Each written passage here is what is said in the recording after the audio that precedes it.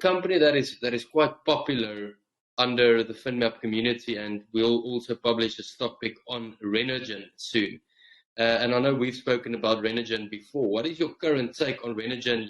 I know that the commercialization is coming soon, and there's the token, and there's so many things happening there. I mean, their team is not sitting still. What is your current take on Renergen at the moment? It's around 38 or 39 Rand a share by the time of this recording.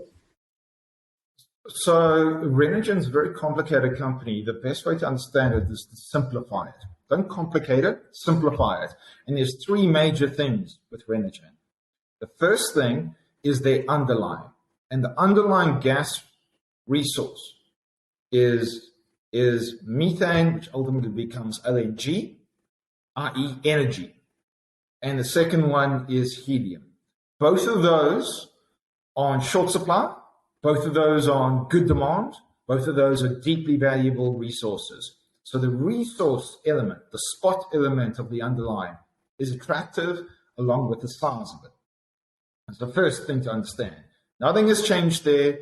If anything, it's become more valuable, not less valuable. As the world's become riskier, commodities have been shorter, in shorter supply, and energy basket has risen along with chemicals basket, along with the world getting increasingly militarized because of the geopolitics out of Russia and Ukraine, and helium is heavily used in military and aerospace. So it's the first thing to understand. The second thing to then is go, how are they commercializing it?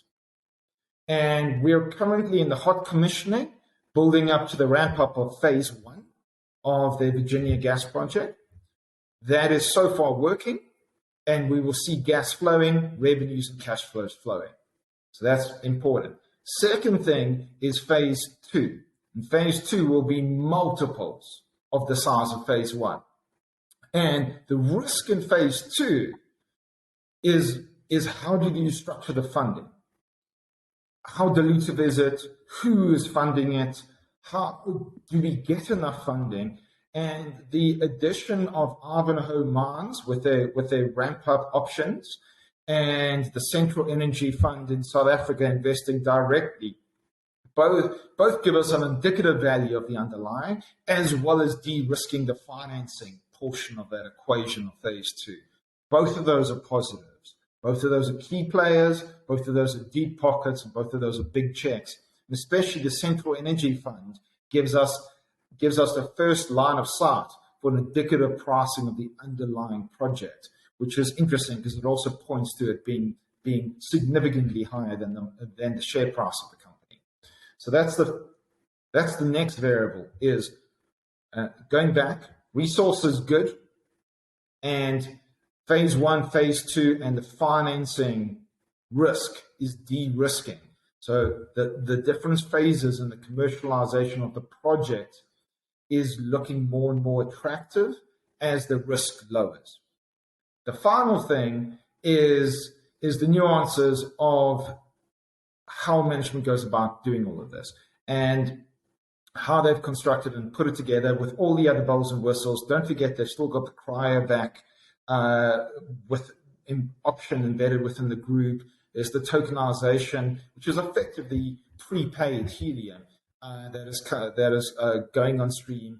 It seems to be the market is taking up well. There's all these other bells and whistles that they're putting in place, which so far as I can see, at worst, some of them may not work, but all of them are neutral to value accretive, which once again does not detract from the investment case. So all of this is happening, and it's all positive, and I remain very, very bullish on Renergen. This is a complex underlying resource. The commercialization of it is complex, and we're in a fast-moving world where these resources and the ultimate product, use of the product is also complex and fast-moving.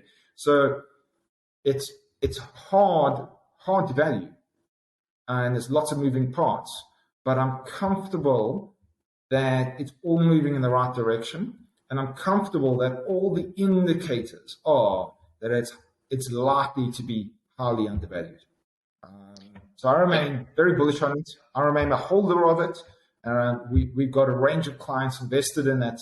And I'm excited to see how the commercialization of phase one, once it beds down, looks on paper. And then I'm interested to see on how phase two rollout begins to progress. Particularly, and the key variable to look for is Ivanhoe mines have their ramp-up options. And in their ramp-up options, a key variable is them due diligencing the underlying phase two with the ability of how big can they make that? Can they make it even bigger than management has communicated to us? Which there's no reason why they can't, but we will see. That's going to be a key news item to look for, is as we progress along on the commercialization of phase two, how Ivanhoe exercises those options, because that will be the indicator about whether this is a huge project, phase two, or an absolutely ginormous project. And that will have implications because there are large returns to scale in gas projects.